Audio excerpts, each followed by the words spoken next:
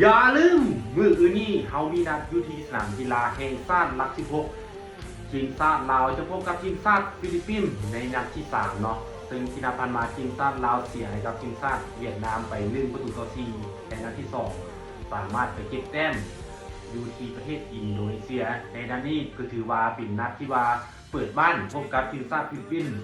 อย่าลืมว่านัดนี้เฮาเป็นเจ้าบ้านเฮาต้องเก็บ3แต้มให้ได้รวมส่งเชียร์ให้กำลังใจนักกีฬาทีมชาติลาวเพื่อคว้า3แต้มให้ได้เพื่อลุ้นเข้ารอบต่อไปสำหรับท่านใดที่ยังบ่ทันมีบัตรก็สามารถเข้าไปซื้อได้อยู่ที่หน้าสนามกีฬาแห่งชาติหลัก16ในราคาเพียง20,000 กีบเท่านั้นอย่าลืมว่านัดนี้คือว่าเป็นนัดที่สำคัญ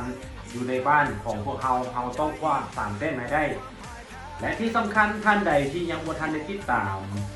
กดไลค์ทางTikTokของพวกเราและทางเรายังมีทาง